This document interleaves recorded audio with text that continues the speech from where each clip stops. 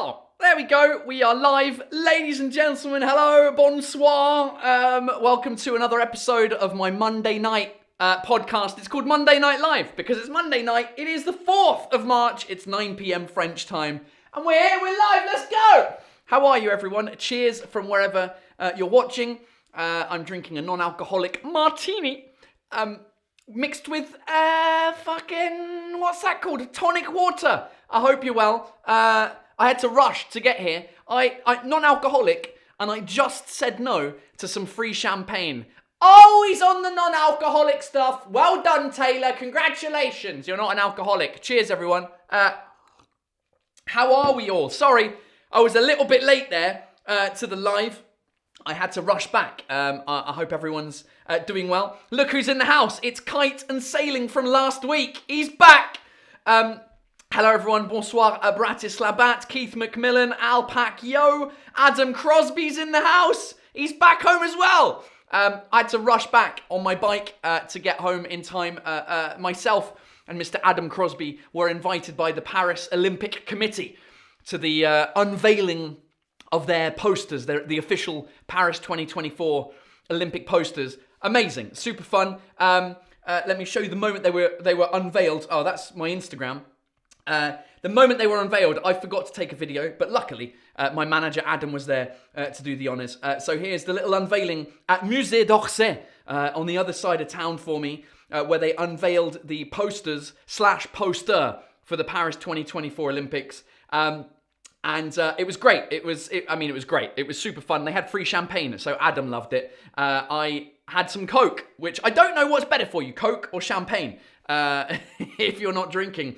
But the posters look great, and what's very cool is it's kind of like a Where's Wally situation. But the coolest thing about the posters is that there are two posters, one for the Olympics, one for the Paralympics. And the artist who is Instagram I am on here, whose name is Ugo. What's the rest of his name? Ugo Gattoni, but he's French. I presume of Italian origin, or maybe Corsican. So there's two posters. This is the poster for the Olympics, and then the poster for the Paralympics is this one. And you'll see the different logos in the bottom corner there for the Paralympics and the normal Olympics. The Olympics on the top there. And it's basically one big poster that it splits into two, basically. Very cool idea.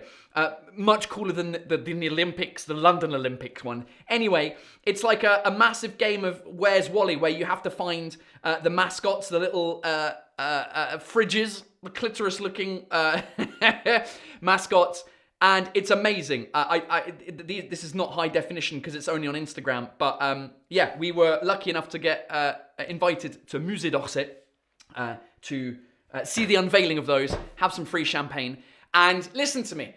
On the way back, I'm cycling from Musée d'Orsay, fucking Musée d'Orsay, in the centre of Paris, all the way out east. And listen, I have to tell you something. I've fallen in love with Paris again. Isn't it a beautiful city? Look, I live in a shithole out east, outside of Paris, a suburb out east, and it's fucking shit. It looks like shit. Cycling from Musée d'Orsay at nighttime, crossing over the bridge to the Louvre, seeing the Eiffel Tower light up, then going down Rue de Rivoli out east, and then going past Hôtel de Ville, Bastille, St. Paul, and then going out into the eastern part of Paris. And then as soon as you hit like the 20th arrondissement, Paris is shit. I live in a shithole. Everything was shit. But I had like nostalgia from when I used to live in Paris with my wife. The first 2 years that we lived in Paris, we lived in the first arrondissement. No one lives in the first arrondissement! We did, because we found an apartment right next to where I worked at the Louvre, at the Apple store at the Louvre, and just a lot of nostalgia on the bike ride back. And I'm like, what? Paris feels like the abusive ex-partner where, you know why you left them. You left them for a good reason, because mentally they were doing your head in, right? And then suddenly you see them a few months later, all looking beautiful with their makeup, their nice suit, their hair's done, and you're like, oh, you would, wouldn't you? Oh! So I kind of hate Paris, but I love it. I was like, oh, why do we live in this place? I mean, we live in this place because I have a shed at the end of my garden that I've turned into a studio. So my life is better now. My daughter has a garden to play in. She has a bigger place than we could afford in Paris. But, Paris. Paris does that. Anyway, hope you're well, ladies and gentlemen. Pow! Changed my mind, right? Changed my mind. Who hates Paris? Who in the chat fucking hates Paris? And tell me why. Who loves it? Tell me why. I want to know what's going on. I want to know. Bleu Marin champagne is definitely better than Coke relating to... Yeah, I've on my bike ride on the way back, I kind of came to the conclusion that I probably should have had champagne. Because it's at least natural, right? It's all natural ingredients in champagne. Yes, it's alcoholic, but it's natural. Coke, non-alcoholic, but it's all chemical shit full of sugar. So, do you know what I mean? It was full sugar Coke, for those of you asking.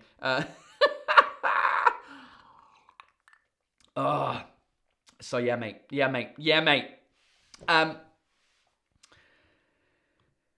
Sole hates it because people are always in an effing rush. Yeah, Paris, that's the thing with Paris. Everyone's in a rush to get everywhere. No one has any patience, whether it's on a bike, on the metro. I agree with you. But, yeah. Kristen Kim, I love to come to Paris to visit, but I'm very happy in Lille. Why would you not be happy in Lille? The people are amazing. So much fun in Lille. Speaking of Lille, I did a show last week in Lille, an English-only show. For the first time since I did a show in New York, all in English, which went horribly. The show in Lille, it was a lot of fun. It went well. I'm very happy. I'm ready. I'm ready to start being on stage again, doing English comedy. So Lille was great. It's always great. Lille is always a great audience. It was in a place called Le Spotlight, a little theatre of 180 people, and sold out. And I did about 25 minutes on the show. It was a show with multiple other comedians. I did 25 minutes. The other comedians were hilarious as well. So much fun. Neil Sinclair, my mate, he runs the show. He's English. He lives in the suburbs, out in the sticks of Lille. Probably the equivalent of where I live in Paris, but Lille. With his wonderful partner and 3 kids now. He has twins and a new baby, a month old. So he didn't really get to speak that much because he had to run home. And he runs the show. And there was a French comedian who speaks English and a Belgian but American comedian. American comedian in Belgium. Both hilarious. So it was super fun. So Lille, great place. I have to go back there for my full... if I do a full English-only show. So yeah. Pokraj Roy, I love Paris because it's in my imagination. See, this is the problem. This is why Paris syndrome exists, where people have an image of Paris. They've watched Emily in Paris a little bit too much. They've watched Ratatouille. They've watched Amélie. You know, they see this stuff and they go, this is what Paris is about. And then you get here. And in general, I think when you're visiting, you tend to have a good time. Mostly, I think. But when you live here, it tends to grind you down, right? Just like an abusive partner. But then, I don't know, riding through it tonight, I was just like, oh God, I miss it. I miss living in Paris. I haven't been, I say I haven't been into Paris. I haven't sort of been in like the beautiful parts of Paris in a while. Because I never leave this place. We live in a shithole area, so I never leave the house. I stay in the house until I have to go to a meeting in Paris, and then I take the metro. Today, it's all underground, and then I come out, and it's usually a train station to travel to another city. But today, riding the bike, I haven't ridden my bike to Paris in a few months, and especially at nighttime, and especially when it's spring. It just, all the combinations came together, ladies and gentlemen. It was too good. Claire, Angelina, I've only been to Paris as a tourist. Everyone is grumpy everywhere. In London, people are also grumpy on the underground, which is world famous for grumpiness. Take a shot every time she says grumpy. It's true. Here's the difference between Paris and London for me, when you live in the country, in the city, is that in Paris, it's each to their own. You're in this shit by yourself. And so you don't give a fuck about everyone else and the rules. You just because no one else does either. So if you're very nice and polite, like the people are in London, I think there's a more together mentality in London. It's like, hey, we're all in this shit together. Let's all give each other a bit of a break now and again. On the metro, yes, the person who has a little harder time walking, you can get on the train first. The pregnant woman, you can get on the train after you. We're all in it together. In Paris, it's like, fuck you, I need to get on the train because I've got my job to get to.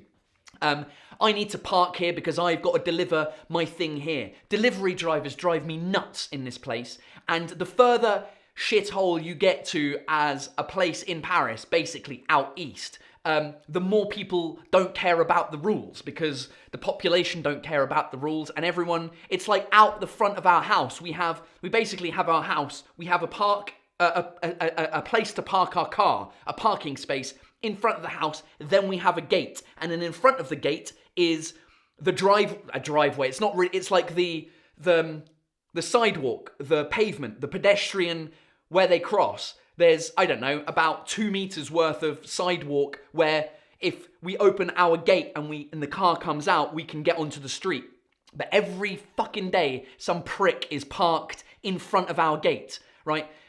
Which was the whole reason we redid the gate, was to be able to get our car inside, because we converted the garage into the kitchen, and so there's no garage anymore to store it's a whole situation. So one day we were like, fuck it, well, we can't ever get out of the house because some idiot is parked in front of the house. If you've got tips, if you know the mayor, I need some help. So we decided to park our car out the front, which means it's exposed to the street and all the pricks that are going to smash the windows. Not only that, we got a fucking fine. No one gets fines when they're parked outside of our house. We parked outside of our house. We got a fine. I wanted to kill someone. Anyway. What else is going on? Tio Chino, what happened in New York English show? I was sick when you came. Tio, you got to go back and watch the episode, the Monday Night Live episode. You'll hear all about it.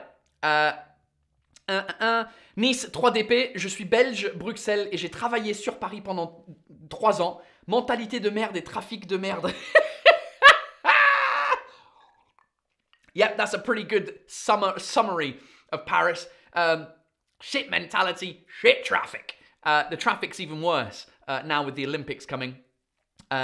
Florian Beaufreton. Oh, my editor's in the house. Hello. I hate Paris, not because of the city, because of the people. Yeah. Here's the thing. I feel like in Paris, you become a prick when you live in Paris because everyone else is a prick. And no one has just, hit pause and go, hey, everyone, why don't we all just stop being pricks to each other? And then we'll just live better. No, everyone ends up being a prick. This is what happens when you have 2 million people in the space of about this coaster, this beer coaster. There's 2 million people in Paris and everyone's living on top of each other. So, of course, it's one of the most densely populated cities in the world. Did you know that? It's like, I don't know, number 10? It's in there. I tell you, it's more populated than most Asian countries, cities, Paris. No one believes me when I tell them this. No one believes me that Levallois-Perret, a suburb of Paris, is like the most densely populated city in the world. I'm exaggerating, but I'm not that far off. Population density, city. City. Right, let's go. List of cities by population density. Let's have it, ladies and gentlemen. Where are we? Look, even even in the Wikipedia article, we've got Manila in the Philippines, we've got Dhaka in Bangladesh, Levallois-Perret in France. We got Paris. Check out this list, okay? Top 10, Manila. In the Philippines. Top 3 of Philippines, right? We've got Mandaluyong and Caloocan. Top 3 Philippines. Then we got Israel, which is, how do you pronounce that? Nibrak. Then we've got India. Kolkata. We've got Kathmandu in Nepal, Bangladesh, Philippines, Haiti. And then look at bringing in from number 10 to 20, ladies and gentlemen. We've got Levallois-Perret in France. Montrouge, another suburb of Paris. We've got Vincennes, suburb of Paris. We've got Le Pré Saint-Gervais, suburb of Paris. Number 16, Saint-Mandé, suburb of Paris. It's crazy. Look at, Paris isn't even on the list. Where's Paris? Number 32. All right, it's not top 10, but France is basically 10 to 20, or Paris is. The suburbs of Paris. It's the same thing. This is how densely populated. We are as densely populated as places in Asia. China wasn't even on that list. So this is why we all hate each other, Florian. This is why you hate Paris, okay? Oh, God. Anyway. What else is going on, ladies and gentlemen? Something was going on. Oh, yeah, some people were asking me about... No one was asking me about anything. Shut up. Keep going. Let's see what questions you've got. Misha Luna, last time in Paris, I was in the metro and I realised I didn't have my bag. I thought someone had stolen it. I was panicked and several people helped me. Turns out I had forgotten it in a restaurant. See, people can be nice in this city. I love it. I say in this city, I don't live it anymore. Bratislava, that's once again a scam of the Balkanis. Yeah, I don't know. Patrick Balkany is the mayor of Levallois-Perret, is he? What's he done? I don't know. He apparently he's a prick. And I know nothing about him except that he has made the most densely populated place in France a suburb of Paris. I guess it's just because there's a lot of people there. It's Levallois-Perret. I mean, it's only got 64,000 people, but I guess the population density is 26,000 people per kilometre squared. So it's 2 kilometres squared. Oh, Jesus. Look at that. Amazing.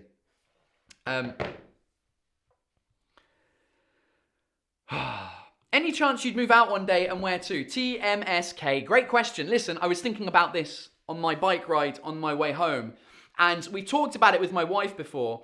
And I feel like, listen, if we could afford to live in Paris, we'd be living in Paris. But we can't afford to live in Paris, so we're not living in Paris.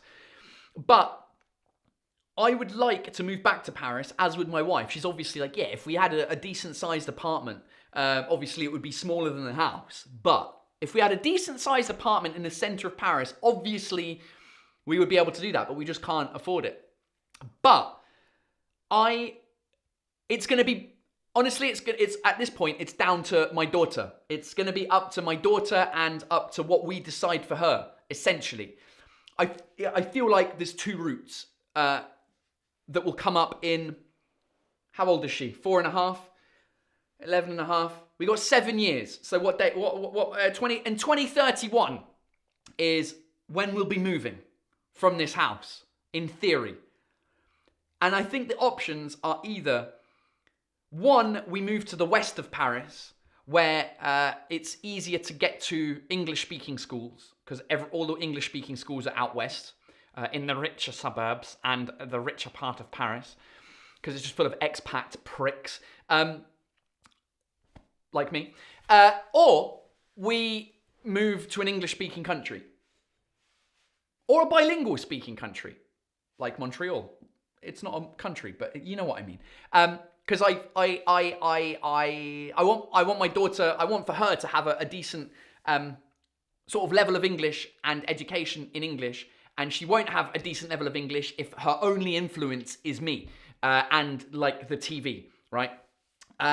She needs to learn to read and write stuff, and I feel like a minimum bilingual school when she's going into secondary school, if not a full English school, because I've met too many people in my life over the past 7 years of doing my shows and meeting you lovely people afterwards who are angry at their parents. These are Franco-Anglophone people, so people that are French but have another half which is English speaking, and the dad or the non-primary parent is English speaking.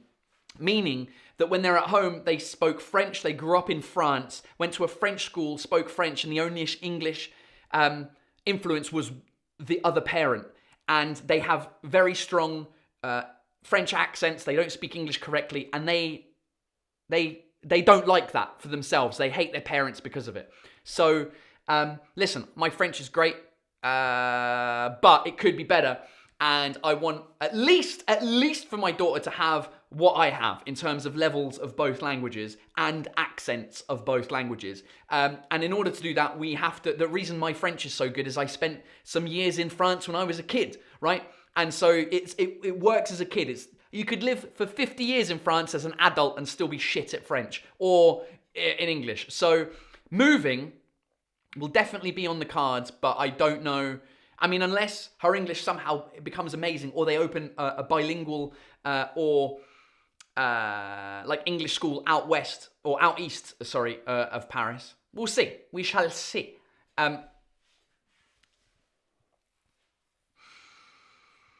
You can come to New York and put her in the Lycée Français de New York. No, we will never move to the US. One, visa, we won't be able to get in, and two, it's a nightmare. When you're used to like the socialism, it's not even socialism. I mean, is it? I don't know what it is. When you're used to Europe and the way things work in Europe, it's difficult. I mean, you can, but as a young person, I lived in Canada, enjoyed it, but you know, I didn't go to a doctor in the entire year that I was there. I didn't have to pay for any of that stuff. Also, Canada's better than the US for that kind of stuff. So we'll see.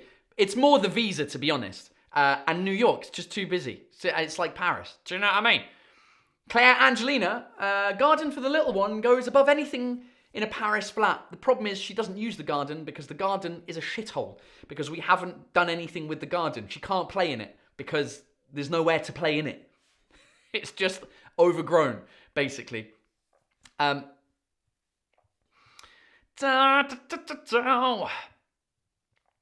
Boudet! Subtitle legend. Louise learning English from Paul and TV, speaking like Peppa Pig, but with more fucking shit. Exactly. That's exactly what it's like. Wait, hold on. AW, the actor Luke Thompson grew up in France with English parents, speaks English superbly. Luke Thompson Bridgerton? Because I know a Luke Thompson. Luke's English podcast. He won't be happy. Luke Thompson is an English actor. Get out of here. I bet you he doesn't know that. Oh, I'm going to send that to him right now. Message. Luke Thompson. Yeah, if both parents are English, that's fine. My phone has decided to die. If both parents are English, it's fine. If one parent is not, though, that's when... and if it's the primary parent that isn't English, that's the problem. I have the opposite problem, or there's not the opposite problem, but the case where it works well is my friend Amber Minogue. She is English, and her husband is French. They live down the road. They live 15 minutes from where we live. And because she is the primary parent, she's there most of the time. The kids' level of English is great, but the kids speak French to each other, which is another problem that she has. She's got 2 kids. So yeah, it's an interesting dilemma. But if my wife were English and I were French, or if I was at home most of the time and doing most of the child stuff, like picking her up at school, taking her to school, taking her to dance class, taking her shopping, doing all this kind of stuff that my wife does with her while I'm out on tour and doing shows in the evening and doing this at night. I can see them right now. They're playing with the cat. We don't have a cat. Hi, they're waving at me. There's a cat that's in the garden, and my wife wanted a cat, and she's trying to steal the cat. So that's an issue for another time. Cats are shit. Change my mind, right? That's the. So we'll see. What else? What else is going on?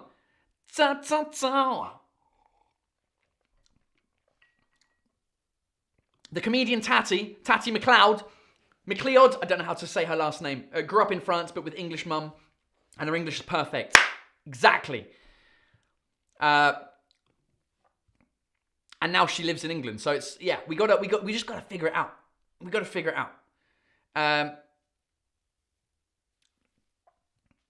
What else?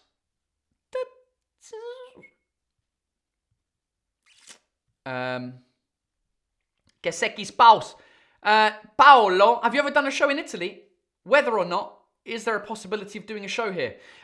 No, I've never done a show in Italy. We were supposed to go to Italy for the big tour last year. of Bisubay, and it didn't happen. We announced it. I announced that we were going to Rome, but for something, I don't know what happened. The local promoter, I don't know what happened. I don't even know what happened. I can't even remember what the issue was. But yeah, I would love to do a show there. Now that I'm going to be moving to only English shows, yeah, of course, I'll do Italy. I like how that sentence made absolutely no sense. Because I'm doing an English-only show, I will definitely do a show in Italy. Where's the link between those two things, Paul? What are you talking about? Yeah, what am I talking about? Because there'll be... Maybe I won't. We'll figure out the strategy for the tour once I get the show up and running. Russell Bowes. We moved out of London because it would be too expensive to buy a house in West London and our flat was too small for a baby. This is what happens. London is so expensive. One of my best mates left London to go to Preston because his girlfriend's from Preston. And so she's got family there. And they were able to buy a place up in Preston. And my other mate lives in the west of London in a flat.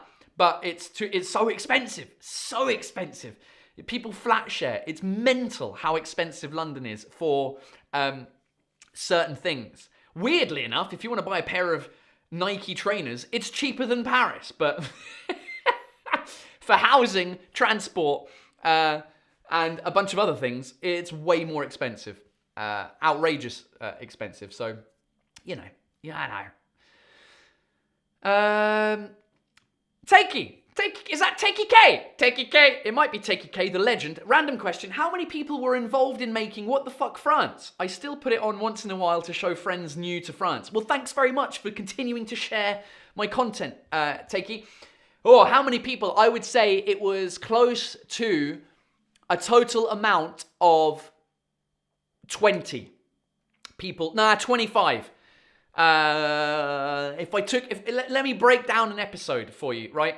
First of all, the episode had to be written. The main writer was me, but I also had usually 3 or 4 comedian friends think about some jokes that could work well for the topic that I'd chosen. If it was les boulangeries, then it would like, right, what do we hate about boulangerie? They would send their suggestions, and then I would create the 1, 2, 3 reason story arc of why I was annoyed about les boulangeries. So that's already 5 people, right? Me and 4 others. Now, pre-production, in order to find the location, there was a location scout. There was the production team, which was like 2 or 3 people that were involved in that. My mate Felix as well, the director.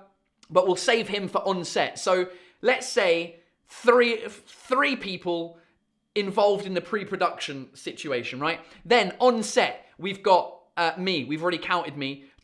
Felix, the director. So now we're at 10 already.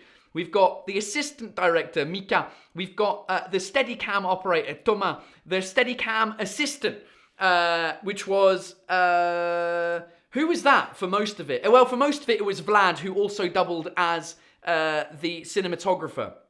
The sound recordist, Alex.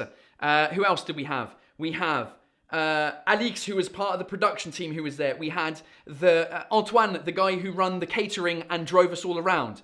We're at 20, what are we at, 16? I'm missing people. Robert, my sort of person who created the show with me, who was on set and helping go through the script and stuff like that.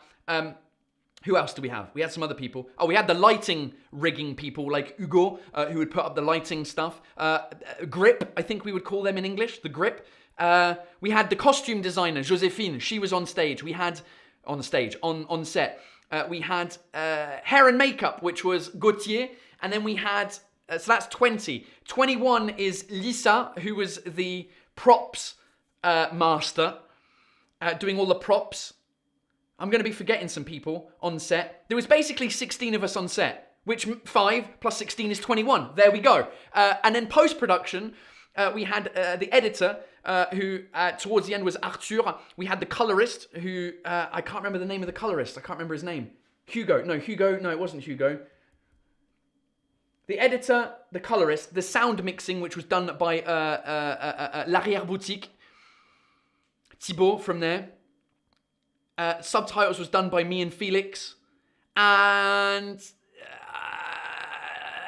the graphics, the person who did all like the graphics and the stuff on the screen, his name escapes me as well. Hugo? No, it wasn't Hugo. Keep saying Hugo. So there was basically 24 of us. Jesus Christ, that's a lot of people. There you go. 24 people to pay for each episode of of What the Fuck France. Ah! Didn't we have a good time? Wasn't it fun? The good old days. But it was fucking intense. I was talking about that to Adam actually today. Just like, man, I feel like nostalgia for that time. There's certain points in my time where I feel nostalgic. Like the team that I had at Apple and the last few years of my job there, like I really loved it. And just the nostalgia that I have for that. And then nostalgic about What the Fuck France and that period of my life. I know I'm going to be nostalgic about the tour last year, the 2023 mega tour, 20 different countries, 110 dates in 1 year, across 4 continents, 5, I think it was 5 continents. Where do we go? Europe, Asia, Africa, North America, Oceania, 5 continents. It was intense, it was horrific, but I'm already looking back on last year going like, that was fun, wasn't it? So anyway, there you go. A lot of people. Cavaligno, est-ce que tu as une carte de tous les lieux où tu as joué tes spectacles? No, but that is a great idea for a gift for me. Cavaligno. Take note, Adam. Having a little map. A world map with a little pin of all the countries, all the places that I've performed. That would be fun. That's a really good idea. Nice work. I have a list on my website, but it's just a list. Do you know what I mean?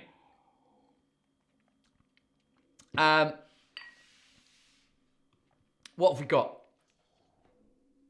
What else have we got?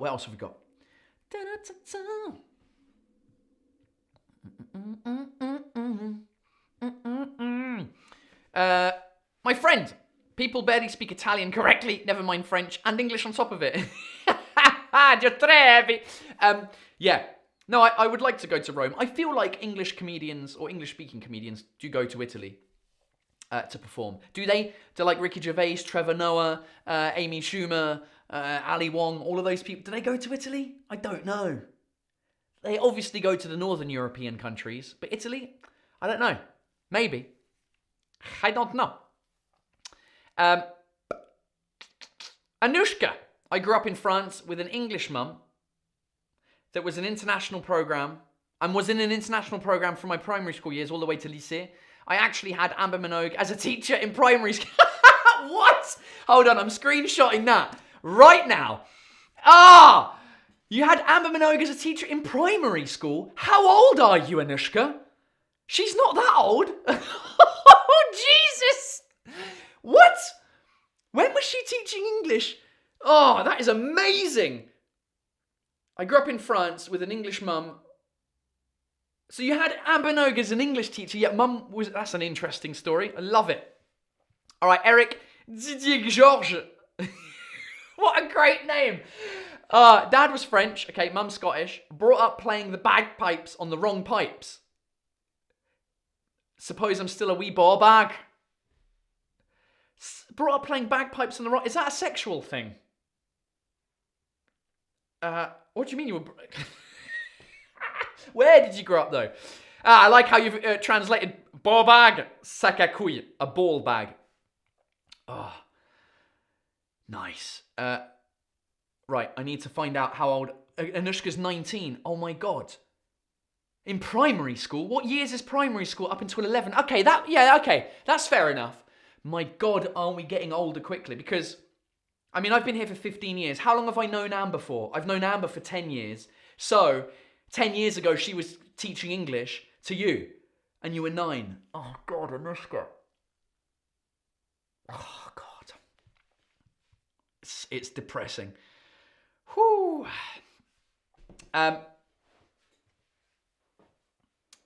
Claire Angelina's back. I got back to the UK after a lifetime abroad, and a French-English upbringing. I was shocked at how poor the level of English was from the locals who only had one language to master. Yeah, do you know what I mean? Like, Claire Angelina, yeah, blood. Do you know what I mean? Like, where was you? Where was you, like, where was you back in London, yeah? Was you like back in East London, yeah? Or was you like down, like, do you know what I mean? Like, do you know? Has he got any vacancies, blood? Oh, God, the accent. The accent is the equivalent of les racailles in French that drives everyone crazy. With their, like, wesh frérot. The English, yeah, do you know what I mean, like, boss, yeah? Yeah, excuse me, boss. Yeah, has he got any vacancies? Oh, God. Hilarious. Where was that? That was at White City. Those of you who came to my London show in Shepherd's Bush, next to Shepherd's Bush at Empire, is the White City Westfield shopping centre. I used to work at the Apple store there, and when it opened in the end of October, 31st of October, 2008 is when it opened. And as soon as it opened, obviously, leading up to Christmas, people want seasonal jobs. So we used to have all of these lot come into the store being like, yeah, excuse me, boss, has you got any, like, vacancies, yeah? Like, oh, you got to apply on, like, this happened one time. It's like, excuse me, but, like, every day, it's just like, excuse me, has you got any vacancies? Has you guys got, like, vacancies, yeah? Has you got any vacancies? And one time, this guy comes in, he's like, yeah, has you got any vacancies, blood? And I go, oh, actually, it's an online process. You've got to, apply online to the Apple website and all this kind of stuff. He's like, oh, is it, blood? Because, like, I brought my CV, yeah? And he took, like, a folded piece of paper out of his back pocket. And he goes, yeah, I brought my CV, yeah? I did it on Word, yeah? Because, like, Word is proper compatible with Mac, innit? Do you know what I mean? I was like, listen, mate, I'll take the CV, but you got to still apply online. He's like, oh, safe, yeah? Oh, God. Where is Charlie? Uwe, Charlie. Good old Chavs, mate. I know. Love it. I love it. So yeah, mate. Do you know what I mean? When is my next show in France, Nicola? It's a good question. I'm hoping to get a Paul Taylor and Friends show together for the end of this month. Maybe. If it's not the end of this month, it'll be the end of next month. But a Paul Taylor and Friends. Me with some friends. English only. To get the ball rolling with the English shows, and also I feel like it would be great to have the English speakers doing shows in bigger venues. If I can help that happen, which, wherever the venue will be, we're aiming for the same place as I did it last time, which is the Apollo Theatre. So we're trying to get it organised. Me and the team. And it would be great, because the idea is that I'd have 3 other comedians doing like 15-minute bits, and then I'd have a guest. I'd like to have a guest spot where they do 5 minutes, like a new English-speaking comedian that's only has access to like the really small comedy nights in Paris, in like little caves of 15 to 20 people. I need to go and see some of these shows, and I would love to give the opportunity to those new and up-and-comers to perform in front of 300 people. That would be amazing. So the idea for the show is that Paul Taylor and Friends, 3 of my English-speaking friend comedians, myself, I'm hosting it, and we're trying to get it together. That will be my next show in Paris, is the Paul Taylor and Friends, whether it's at the end of this month or the end of April. And then, maybe in a couple of months before the summer, I will try and put together some like work in progress shows in Paris and London. Maybe. We'll see. We're trying to figure it out. This is all what's happening. And to answer Misha Luna's question of, do you feel more motivated for your future projects? Yes, I fucking do! We're starting to get somewhere. We're starting to... We're getting places. It's just long. It's just long to organise this stuff. Lots of emails, and then lots of time in between the emails, and we're trying to figure it out, but that's what we'd like to do. So that's what we're doing. Tim F, any plans to return to Montreal? Of course, there are always plans to go to Montreal. I mean, there's no plans right now, but I will be back in Montreal. Maybe in July, it's the festival, Just for Laughs, Juste pour Rire. Who knows? Who knows what opportunities will come up, but I would love to go there. Right, let's have a joke from Raquel Regal. Her son sent me a joke. Taco emergency. Call 911. It's slightly racist, Raquel, but I like it. It's good. Taco emergency. I love it. If you could choose which English accent your daughter would choose, yours, RP, Scouse, etc. I don't care as long as it is a native English-speaking accent from England. And my justification for that is I don't want her to go through life saying that she's half English and people going, wow, where's that accent from? It's weird, because I've had that my entire life in France. People are like, oh, what? You're not French? Why have you got such a good accent? I'm so tired of that conversation. So as long as she's got an English accent, British, I mean, it could be Scottish, but she's not half Scottish. So it would be weird for her to have a Scottish accent. I wouldn't mind it though. If we lived in Scotland for like 5 years, which there's no chance we're doing that because my wife would just not be able to deal with the weather with her Corsican blood. She would have a Scottish accent if we lived there. So as long as she's lived in the place, so if she gets a Scouse, like the thing is, you can't just choose an accent and have that accent. It doesn't work like that. So it's going to be wherever we live, which is going to be French, unless we put her in an English-speaking school. Would I die a little bit inside if she had an American accent? Probably, yeah. But again, if she's only going to have an American accent if she's lived, that's not true. If she goes to an international school, she'll have an American accent.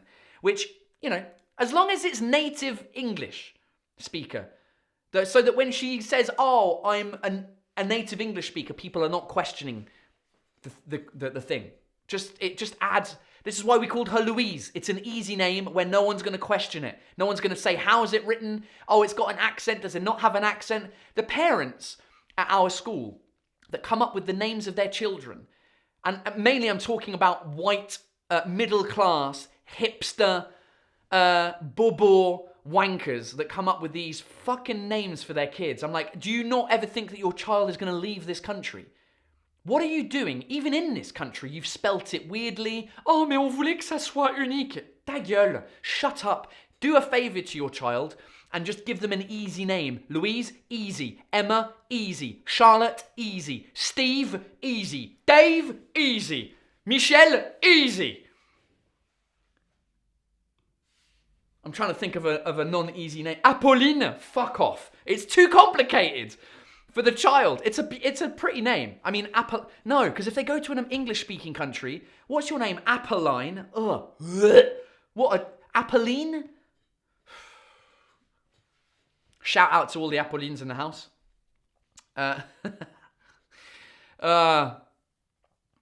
Anything except a Welsh accent, Paul. Where is Charlie? Come on, the Welsh. I fucking love the Welsh accent, so I do.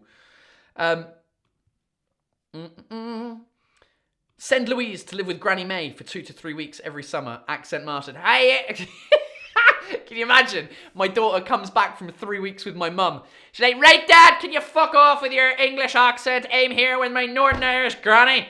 Can you get me a cup of tea? I want me fucking dinner now. I want to watch Frozen. Let it go. Let it fucking go.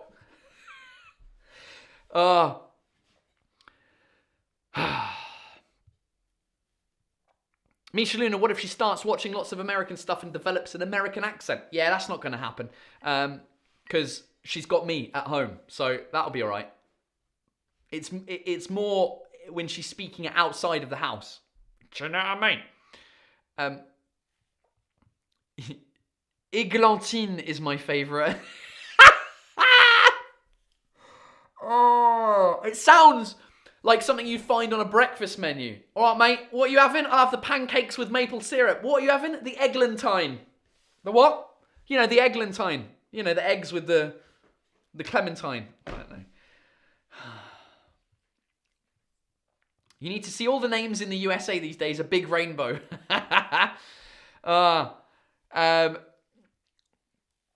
What about Hervé? Impossible. Nah, Hervé's all right. We talked about this, didn't we? Hervé?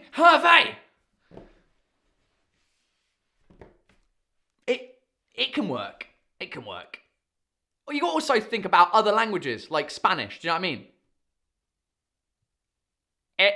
Hervé. Hola, ¿cómo te llamas? Hervé.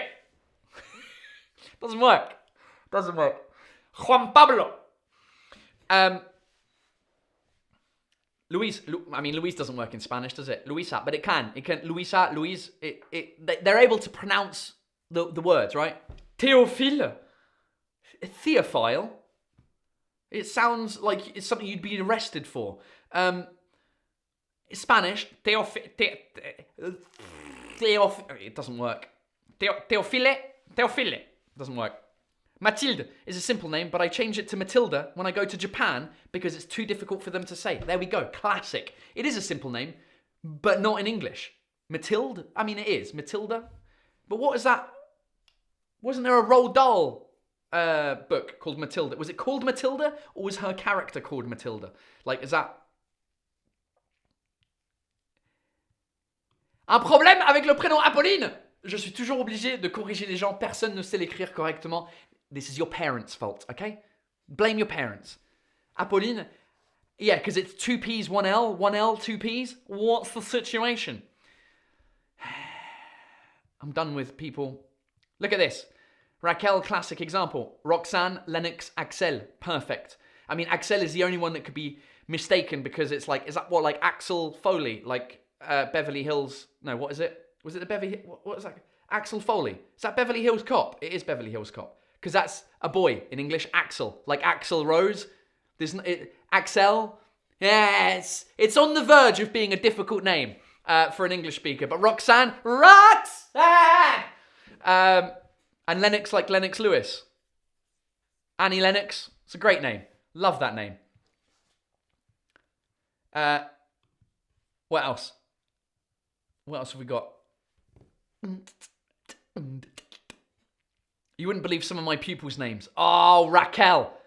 I bet some of them are mental. Apparently Teofilio exists. Okay, great. Well then, Teofilio is perfect. Keith McMillan. What a fucking great name. Keith. All right, Keith. Fucking Keith. Keith McMillan. I imagine you being about 47 years old, white, and working in accountant. Keith McMillan sounds like a job like that. Keith McMillan! I love it. Tell me, Keith, who are you? What was that reference from the show Blind Date? What's your name and where do you come from? Was that the... I don't know why I'm saying it in a northern accent. She was from Liverpool. Cilla Black. R.I.P. Anyway, Keith McMillan. Matilda Waltzes, of course. The Australians in the house. Waltzing Matilda, waltzing Matilda. Well, go. I don't know the rest of the lyrics, but it's a proper song, isn't it?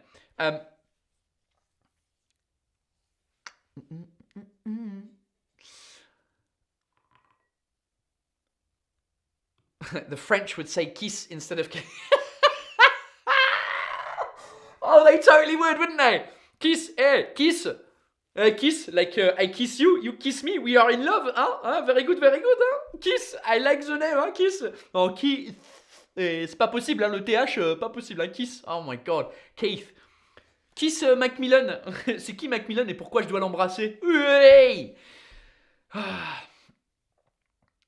Names like Seth and Sean are a nightmare for French people. Yeah. Well, I mean, Sean is a nightmare for English people as well, because how do you spell it? Do you spell it like you've spelt it there? S-E-A-N? Do you spell it S-H-A-W-N? Do you spell it S-H-A-U-N? Do you spell it C-E-A-N? I don't know if C-E-A-N exists. As Sean. So we'll see. Daniel Osterdal. Sorry if I'm not up to date, but is your recent show going to be put on YouTube? You mean this one here called Bisou Bye? Where's my finger? There it is. It will be at some point. I need to watch it. I need to watch both recordings, see which one I like best, and then edit them. And I can't be bothered, if I'm honest with you. It's like it's like reliving a trauma. The year was so traumatic with the tour that went everywhere that I can't bring myself to watch it back. But I need to watch it back. I need to decide which one is better. I wanted to put it out for St. Patrick's Day, but fucking, it's never going to happen.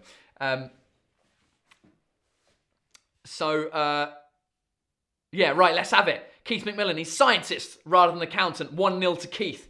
Otherwise, close. Yes, I have a lot of French colleagues and I get kiss a lot too. So you're not 47 years old. How old are you, Keith? Oh, that's a rude question, is it? Who cares? We take the piss out of my mate, Dimitri, just because he's got too many names. His full name is Dimitri Keith James. Is it James? It's James Keith. Dimitri James Keith Mavromichalis. I love that. I love how Greek his last name sounds and his first name, but how his middle names are just like proper fucking England, mate. Do you know, Dimitri Mavromichalis, and then you've got fucking James and fucking Keith in the middle of that. Surprised there's not Dave isn't in there somewhere. Or Steve, Dave, do you know what I mean?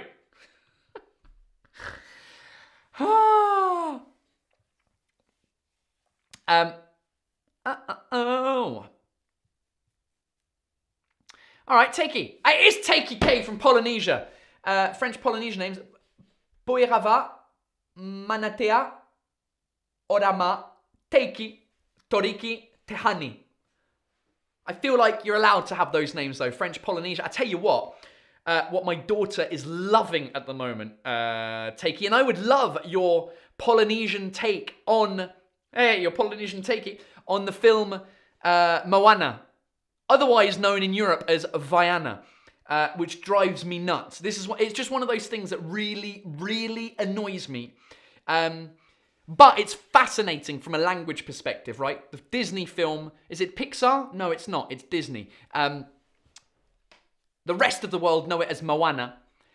Europe know it as Vaiana. Even the UK knows it as Moana, right? But the reason is a trademark that was already... Basically, I think there was like a porn star in Europe, in Italy, called Moana, and Disney didn't want to call the film after a porn star in Italy. But I don't think it's to do with that. I think it's to do with the fact that the name Moana was a trademark in Europe, which is the problem. Registered trademark in Europe means you can't register another trademark, which is a problem for Disney because of all the merchandise, all of the stuff that goes with a film, right? So they had to call it Vaiana in all of Europe, including, what's really weird though, is that we have Disney Plus on the TV. We listen to everything in English, and even in the English version, because we're based in France, even when we're watching it with the same voices, right, with The Rock, Dwayne Johnson, doing, I can't even remember, Maui, it's overdubbed as Vaiana. So they had to do 2 audio tracks for the English. Even all the songs, they had to re-sing all of the songs and put Vaiana in the English version, which is fascinating. So it means that there's 2 English audio tracks and then all of the other audio tracks, because the French audio track is just Vaiana. Although, I wonder if in Quebec, if you watch the film in French Quebec, if it's Moana instead of Vienna. Oh, that'd be interesting. That's how much Disney has gone into it. And you can see the lips. You see the lips of the cartoon saying Moana. You can tell the M, because M starts with an M, Moana. It's not V. And so it's weird hearing Vaiana over the top of a Moana. It's like, for one split second, there's a bad dubbing situation in English. It's horrible to watch. And I can't be bothered setting up a VPN for the UK on my TV so that we hear Moana instead of Vaiana. It's a crazy thing. Anyway. Where are you, Tiki? Okay, perfect pronunciations for my name. Well, thanks very much. You're too young. I mean, you're too young and you're too old. You don't have kids, I don't think. So you're too young to fucking watch a Disney film. Too old to watch a Disney film, sorry. And you're too young to have had Moana growing up, or Vaiana. I don't know. Right, Tahitians love Moana. The studio did their homework properly and came to Tahiti for location scouting. Oh, very cool. For me, I felt like it was Hawaii, but I guess it's Polynesia, right? There are 7 Polynesian islands. Let's go through them. I'm making this up. Hawaii, Fiji, Tahiti, New Zealand, Tonga,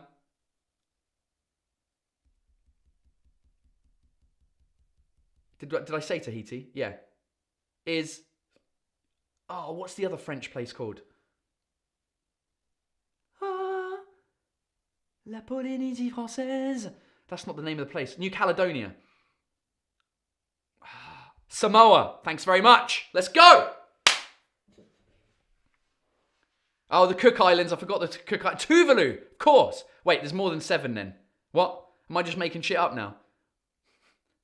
I'm trying to to remember my time at the Polynesian Cultural Center in Hawaii, which is like the Disneyland where it's pretty stereotypical. It's fun though. So apparently, I guess Raquel's looked it up. Samoa, Tonga, the Cook Islands, Tuvalu, Tokelau. I don't know what that is. New Wallis and... Okay. Yeah. Maybe there are more. Whatever. Doesn't matter. What was I saying? All right. So Tahitians love Moana. Great. That was what I wanted to know. And that was that.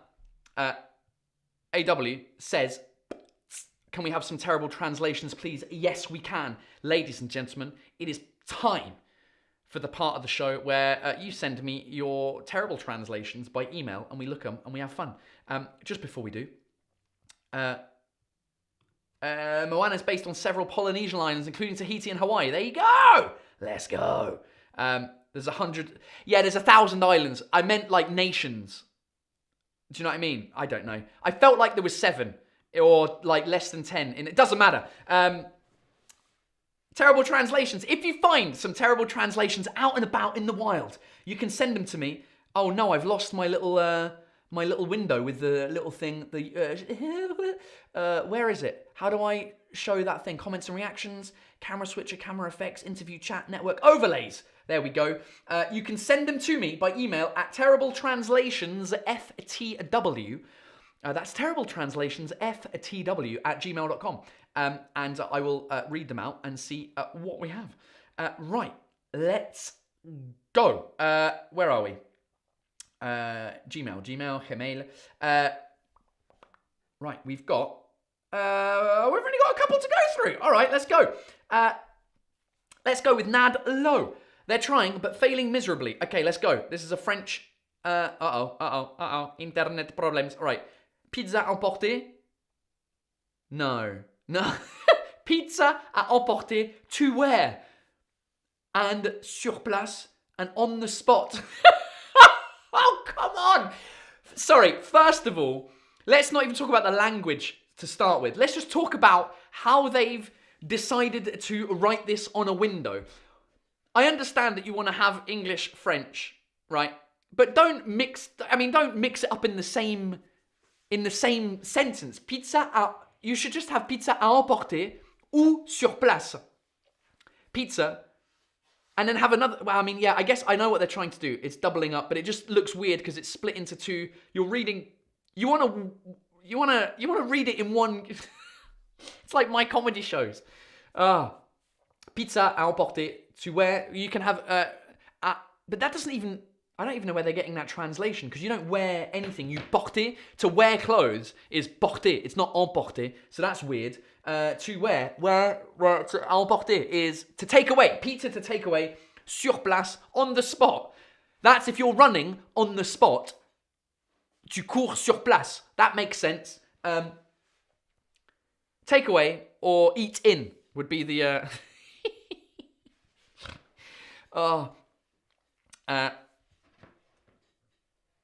What did you say? To take away, exactly, yes. Carla Gallardo.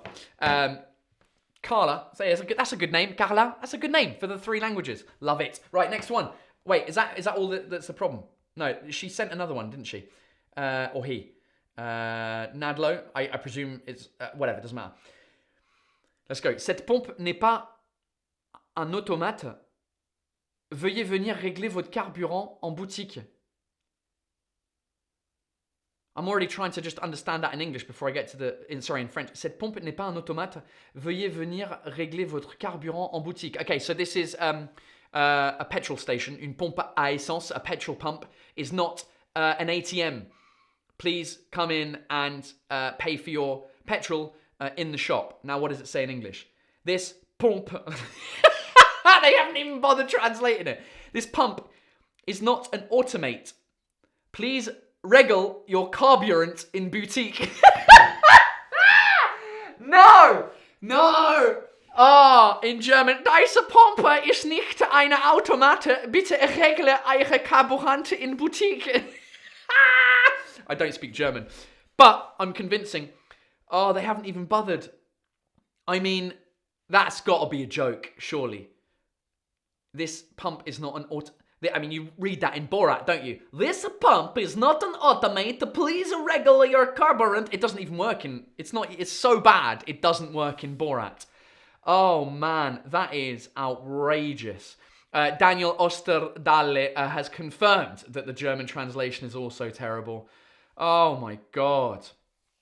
And as Raquel has pointed out, it's not even good French. Cette pompe n'est pas un automate. Veuillez venir régler. The R is missing from régler. Veuillez venir régler votre carburant en boutique. Oh. I like how they're still polite though. Votre. Oh, goodness me. Great one, Nad. Lolo. That was amazing. Good work. Oh, Raquel's in the house. McDo Canadien. So they're not bad translations per se, but they're funny in my opinion. I heard they translate takeaway weirdly too, if I don't have a pic of the POS screen. Right, let's have, les morceaux d'ananas, biscuit de l'OMRM, morceaux de chocolat, I don't know what that means. Biscuit de l'OMRM. Any Canadians in the house? Frites de renommée mondiale. Our world famous fries. Frites de renommée mondiale mini format. Poutine au poulet. Yes, you get the poutine. Right, what else have we got in there? We've got the poulet crêpe. Oh my God, that sounds horrific. What is that? Is that like a pancake with crepes in it? Not only is the menu fucked up. You know what I mean? The translation. 4 morceaux de poulet croquette. Oh, that's great. Joyeux festin. A happy meal. Un joyeux festin, esti. Oh, that is great. I tell you who has got a great story about McDonald's in Quebec and in France is Mr. Rolly Assal. I don't know if he is free right now, but you know what? It's too late. It's 10 o'clock, Paul. Fucking get off the live. It's already been an hour. Maybe we'll save that for the Patreon team, the McDonald's story, or some other time when it's not 1 minute or 3 minutes past the hour. Raquel, thanks for that. That was great. Let's have Swiss Oussama Fliss. He's a regular on the terrible translations. Hi, Paul. Here's a Swiss-made bad translation with Swiss cheese gone wrong. Enjoy. Sincerely yours, Oussama. All right, XXL, burger, Scheiben, Tranche, extra dick. Oh, we finally found a burger for Adam Crosby, ladies and gentlemen, my manager. You can have a burger, an XXL burger with extra dick. Extra dick, très épaisse. I didn't even read the next bit. No, come on. Somebody from Switzerland, German-speaking Switzerland, translate this for me. What is the German-Swiss version? Usama's on the live. For context, it just means extra thick in German, but they didn't think it through that they could read English, that they could read it in English. Extra dick, très épaisse. What? That doesn't make any sense. Extra dick means extra thick in German. But then, why is it in French? Très épaisse. Oh, okay. Oh, God. That is amazing. Okay, extra dick. Okay, I get it now. They've got it in German first, then in French. So it's XXL burger. Scheiben might mean burger in Germany, I guess. Tranche. Extra thick, très épaisse, extra... Adam Crosby weighing in his German. Dick means thick and fat. All right, that's why you like it. Oh, this is amazing. Oh my God. All right. Osama, you always come out with the best ones. Romain B. Salut Paul, j'étais en Floride il y a quelques jours et je suis tombé sur ce panneau dans la jolie petite ville de Celebration. Oh, look at that. There's a town called Celebration. Of course there is in America. Jesus Christ.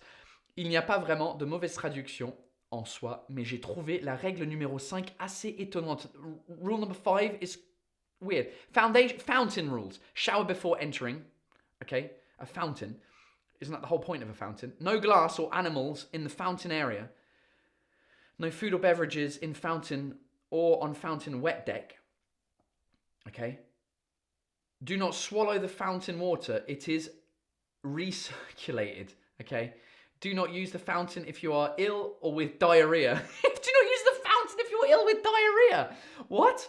Water shoes are strongly recommended. Please vacate the fountain when conditions of lightning or thunder are present. Bathing load 44 persons. Fountain hours dawn to dusk. I mean, their English is a bit limited as well, isn't it? Do not swallow the fountain if... Do not... 1, 2, 3, 4, 5. Okay, so do not use the fountain if you are ill with diarrhea. That was... It's so specific as well. If you're vomiting, don't worry about it. If you're shitting your pants, don't you? No, sorry. I mean, it does make sense, right? If you're with diarrhea, you don't want the diarrhea going into the fountain and then re-getting circulated. But if you're ill with anything else, it's totally fine. Oh, Carla. It's not Clara. It's Carla. Sorry. Same thing. Great name. Oh God. Oh, there's more to it. J'imagine qu'il y a dû avoir un événement assez gore dans le passé pour que ça soit désormais inscrit. Okay, yeah. So somebody must have, Bref, sinon, une vraie traduction foireuse, c'est le cas de le dire, qui m'avait fait beaucoup rire lorsque j'étais tombé dessus sur le net. Alright, bad translation. Here we go. Windmill Sausage Co. Limited. Polish sausage. Polish sausage. Polish. Oh, I get it. Polisser la saucisse. Polisser la saucisse, as in polish the sausage, you know. What kind of sausage? Extra thick. You got to polish it. Do you know what I mean? You got to polish the sausage. Polish. English is an annoying language as well, because the nationality Polish and the verb to polish is spelled exactly the same. Why? I don't know. It's like bear and bear? No, beer and bear. I don't know what I was going to say there. There was another word I was looking for. It doesn't matter. There you go. Bonne fin de live. À la prochaine. Romain, a.k.a. Cavallino. Right. Oh, what's the time? We got one more. We've got time for one more. Hi, Paul. Ce n'est pas une mauvaise traduction, mais apparemment, cette entreprise suisse de construction fait comme les salons de coiffure avec leur jeu de mots. Bonne soirée et bonne semaine. Okay, so this Swiss company does the same thing that French hair salons do with play on words. Art de faire. Construction, création métallique. Art de faire. See, my French isn't good enough to understand that play on words there. Art de faire. Art de faire. Art de faire. Art. Metallic art, right? Or what's faire? Not steel. Iron. Iron art. Art of... Art de faire. Art de faire. Santiago has art de faire. Is that an expression? The art of doing. I guess it is. The art de faire, art of doing, art de faire. Yeah, it's a play on words. And of course, I mean, they've really not gone a long way for the graphic design there with the Eiffel Tower. They're just like, art de faire is perfect. We need to make a logo. All right, just turn the A into the Eiffel Tower, because the Eiffel Tower is known as the Iron Lady, and since it's a play on words about art and iron, let's fucking go. All right, well, there you go. Hey, I learned an expression today, art de faire. I didn't know. Art de vivre, I knew that one, but art de faire, it's because no one does anything in France. Everyone's just busy living. The art de vivre, art de vivre, the dolce vita, mate. Art de faire is what we need to be doing more of in France. We had to end it on making fun of the French, didn't we? Thank you for all your terrible translations. Keep them coming to terrible translations, FTW, at gmail.com. And we'll go through them next week. Ladies and gentlemen, wait, it's known as the Iron Lady. I thought that was Thatcher. Wait, I think you might be right. I don't think the English-speaking world call the Eiffel Tower the Iron Lady. Maybe they do. I don't know. But yeah, Thatcher was called the Iron Lady. Was she? I think the film was called the Iron Lady, wasn't it? Ah, amazing. Anyway, thank you so much for being here for this part of the live. If you are part of my Patreon legend crew that helps support everything that I do by buying me virtual beers and getting exclusive content in return, then I'm carrying on. I'll see you in a couple of minutes for the Patreon only live, which gets juicier and more intimate than all of the rest of the lives. Plus, you get exclusive access to some behind-the-scenes stuff from my previous shows. You get the back catalogue of all my previous Happy Hour lives, the second part. You get hours of content for buying me a virtual beer. Patreon, I'll see you in a couple of minutes. Everyone else, thank you for being here. I'll see you next Monday. Am I here next Monday? Hold on. I feel like I'm not here. No, next Monday I'm here. I might not be here in 2 weeks because I've got my friend Dimitri, James, Keith, Mavromichalis. Maybe we'll have him as a guest on the show with his girlfriend. Or maybe not. Maybe I'll just do the live all by myself. Anyway, thanks for being here. You guys are great. Patreon, see you in a couple of minutes. Everyone else, bisous, bye.